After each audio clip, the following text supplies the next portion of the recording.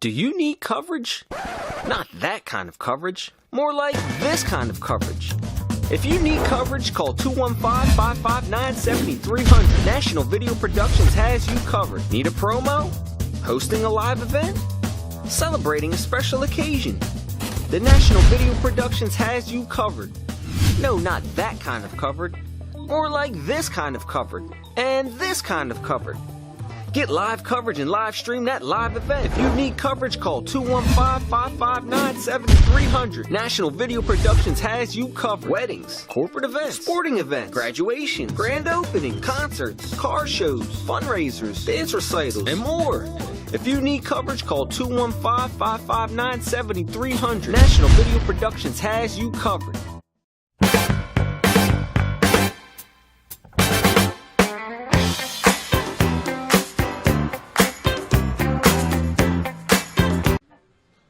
Hey everybody, this is the Coast to Coast Radio Show combined with It's All About Sports Network. We're here to do the Metro Classic. We're going to talk about the Metro Classic. I'm here with Terry Collins. And how's it going today, man? It's a good day so far. Looking forward to some big matchups this weekend. Really big matchups. You want to talk about the first one? Well, the first game puts Newark Westside versus St. Mary's Elizabeth. Big game. That game is at 4:30 Friday evening. Talk to us around a little bit about Newark Westside. Newark Westside is not as good as they were when they beat Camden the last 2 years, but they have a sensational sophomore named Kirk Parsons, who's really good. He's all in the long line of great guards that Westside have, like you remember Reyes 2 years ago, and he's that type of kid that could lead them again back to the Group 2 finals. But they're going to go against a really, really tough St. Mary's team. St. Mary's been building. They kind of didn't have a great program. Then they had an infusion of talent. They've been building to this point this year.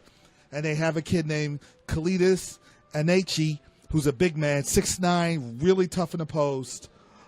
They have a guard who had 20 points the other day, Zagari Scott II. He had 20 points in a game. They supposedly lost to Mater Dei, but Mater Dei hit a shot that was after the buzzer that they counted. And that hurt St. Mary's. And St. Mary's lost the game. But he had 20. And they're very deep. They're tough-minded. They press you. But Westside does the same, too. So it's going to be a battle. Unfortunately, I'm hearing there's not really good blood. There's bad blood between these two teams. Right. So that's something you have to be careful. I do want to say something. If there is that situation, I just want to make a message to the fans. Let's keep the peace. Let the players play, and whoever wins, wins, and keep the trash talking in the stands, and let's not let it get out of hand. I do want to express that before we go any further. Now, I know, Ron, Newark Westside did have a hard-fought loss already to Seton Hall Prep. They were defeated 72-65 by Seton Hall Prep. They were led by Tyjon Huntley with his 20 points, along with James Bell, who scored 16, and Deshaun Latham, who had 11 that game. And Huntley is actually a great three-point shooter. I believe he had 4 3-point field goals in that game against Seton Hall Prep. Yeah, he's a good shooter. Bell is a good player, and he's also a track star. Right. And he's very athletic. So they have a very good athletic team, as usual. Right. And I know those guys are definitely going to look to rebound after, such a hard-fought loss. And what better way to do it than, again, against a team like St. Mary's. Now, St. Mary's is coming off of a victory against Westfield, where they defeated Westfield 69-47 in that game. Again, they're led by Zachary Scott, who had 20 points in that game, along with Kalistas Anichi, who had 14, and Javon Jackson, as well as Roberts, also chipped in a pretty good team effort there. So, you look for, again, you have one team coming off of a defeat, and then another team coming off a big victory. How do you think that'll weigh out? Do you think? This is how I think it's going to weigh out. I believe in my heart, just looking at both rosters, St. Mary's is a little better talent-wise. Westside will play hard. This is a game St. Mary's has to win because, as you know, these early games you better rack up if you're looking for PowerPoints. And if you're in a parochial Group B4, you want home games when it's tight. You want those games at home instead of going on the road because that could be the difference. So I don't think St. Mary's could afford to go 0-2, and then when the PowerPoints come out, you got to go to Gil St. Bernard or Roselle Catholic or places they don't want to go. They want everybody to come in that little bandbox that's difficult to play in So it starts this game. They got to get it against Westside. Right, and these games also, these tough games early on in the season are also the games that are going to pay dividends Huge. come state tournament time when you're against a tough opponent in a hostile environment, tough matchups, things like that. Then when it comes playoff time, if you're a little bit more in rhythm, then, you've kind of been in this situation before. Yes. You've been there, and it's a lot easier to come through it. So, we'll definitely see, who will come out on top of this matchup. Talk to us about the 6 o'clock game, which is Rutgers Prep girls versus Gill St. Bernard's girls. What do you think about This that could matchup? be a potential state championship matchup. Rutgers Prep is really good, led by Leilani Correa and Jamie Lyles. And I'm going to tell you, Jamie Lyles is the real deal. I'm going to use a Robert Page line. She's the real deal. She can ball. She played last year in a loss, and I said, listen, you can play, and you'll be back next year. And now she's back going at Gill, and Gill's very difficult at home, whether it's a boys or girls game, going against Sudani Caldwell and Asani Santiago, who are scoring real well early in the season.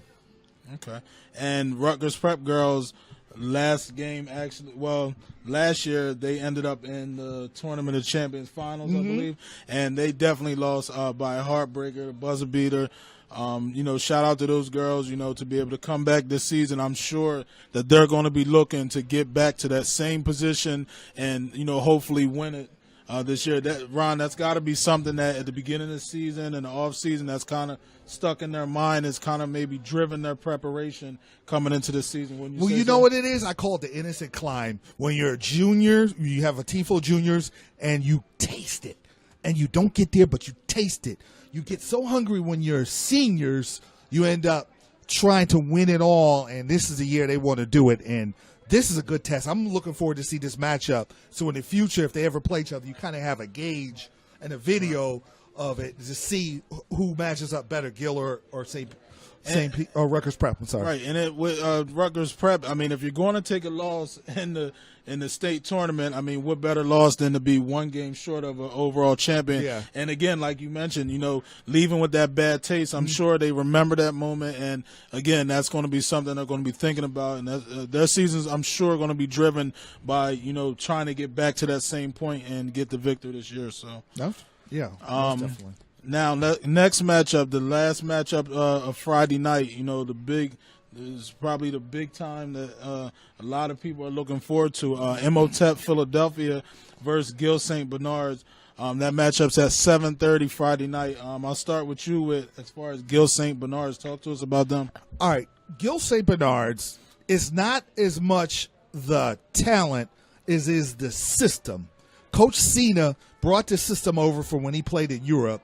It's a Princeton style, but it's more of a pass and cut. It's not just a pure Princeton, but it's the ability to share the basketball on the highest level and also play team defense on the highest level. Gill, earlier when he was coaching, didn't have the defensive acumen, but over the last few years, they're playing better defense. They lost a heartbreak game against Rosa Catholic at home. They're going to look to win it all this year with Paul McKay. He was going to Rutgers.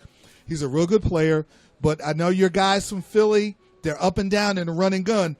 It's the run and gun style versus Gill style. They like to run, but they're going to look to slow down and make your guys play defense for 24 seconds to 48 seconds where they're going to move the ball around. They have a great home crowd. So this is a big road game, and this is the game you really don't want to miss. Right. Now, as far as MOTEP, they're coming in as the number one team, Philadelphia high school team. MOTEP, last matchup, they're actually ranked 24th in the country. I'm sorry. So they're coming in highly touted. Again, number one in the city of Philadelphia, 24th in the country. That's got to be something where a lot of teams are going to gun for them. I mean, what better way to make a name for yourself if you're playing them than to beat the number 24 team in the country and the number one team in the Philadelphia area. So, again, Listen, let's keep it real, because you live down close by the Philadelphia area. The Philadelphia Ballers are probably sick and tired of hearing about Roosevelt Catholic, all St. Anthony's when they were playing, all New Jersey this, New Jersey that, and all the players. They probably were going to come in with a chip on their shoulder saying, we can ball in the city of Philadelphia, right, and you New Jersey guys got nothing for us. So that's probably, I believe, how they're going to come in with that attitude. Right. They're going to come in what I call the Robert Page attitude, where they have like a little attitude and a chip on their shoulders, where we're good and we're going to beat you New Jersey guys. We're going to come in your hometown and your home court, the toughest home court in the state, and win. That would be a statement. Right, and I agree with you. With them being so close, next state over, you've got to assume that the Philadelphia guys keep their ears to what's going on over in Jersey, and the Jersey guys are always keeping their ears to what's going on in Philadelphia. So now these two powerhouses, again, able to meet up. Yes. As I mentioned, MOTEP, a couple things about them. They're led by Dante Scott and Damir Bishop, who are pretty much – Damir Bishop actually just received his 10th D1 offer. Dante Scott has several major D1 offers.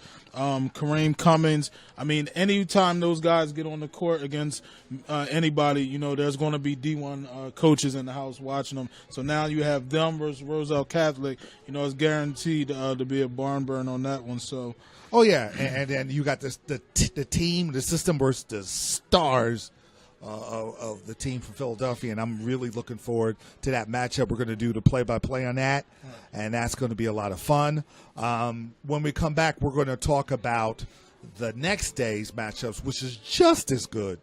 And real quick, I do want to mention that they did defeat Roosevelt Catholic this year, 56-53, and they were actually holding a 14-point lead at the half, and Roselle was able to scrap back, but they were able to hold them off. Dante Scott finished with a team-high 14 points, 10 rebounds, and 3 assists. So, again, you're talking major 1D talent on the MOTEP side versus, an excellent Gil St. Bernard team. So, well, now, before we go to break, I do want to mention this. This show is sponsored by Chick-fil-A here, where we are in Woodbridge, the best fast food restaurant in America, electrical and mechanical contractors, Summit Information, Ferraros of Westfield, Manuzas and Company accounting firm, one of the best accounting firms in the state of New Jersey, because that's personal, because I know Gary. He's one of the best dudes at accounting around, so you want him. And Ameriprise Financial. And when we come back, we're going to talk a little about where we are here at Chick-fil-A, and we're going to talk about how great the food is. Then we're going to go into the second half, which is Saturday's games, which are just as good.